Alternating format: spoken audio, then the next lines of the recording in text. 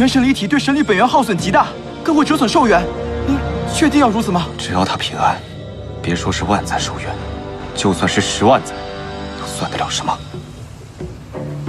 小殿下到底还是来了，怎么？你不怕死？来之前我查过古籍，白绝之所以让我来九幽修炼，是因为噬神花在花期的时候会释放混沌之气，这世间唯有主神可以吸收，方能助我练成混沌之力。花开1000年，修炼亦是1000年。不错，可是白绝还落下一件宝贝——九幽之滨，护神之源。看来你的确下功夫。我入这九幽是为了修炼神力，神力未成之前，我是不会离开的。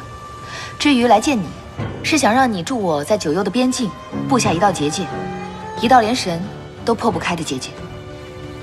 你是怕他们3个人反悔，把你拖回神界？我是怕我自己坚持不住，指望别人贪恋神界的舒坦。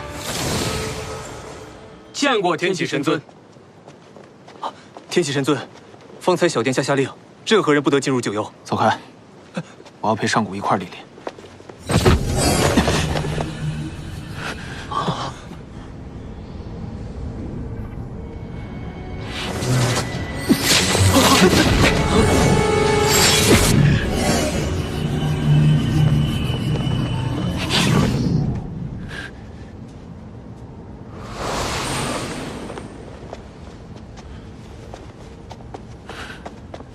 你们现在知道九幽多危险了吧？我们现在要做的是尊重上古的决定。我不像你，大道理一堆，我不能看着上古冒险。这样，快，随我一起破开结界，把上古带回来。你们愣着干什么？动手啊！本月有38个仙游殒命，上古主动提出要去九幽的时候，我就在想，是不是我们平时对他太过溺爱，耽误了他的成长？其实上古比我们想象的更加坚强。若此时我们将上古带出九幽，岂不是拖了他的后腿？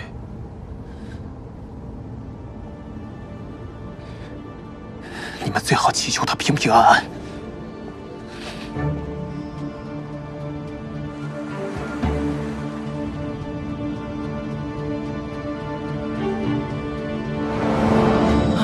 神尊，元神离体对神力本源耗损极大，更会折损寿元。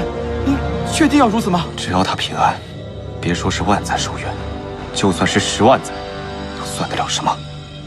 神尊放心，红日定会不离此处，保护您的真身。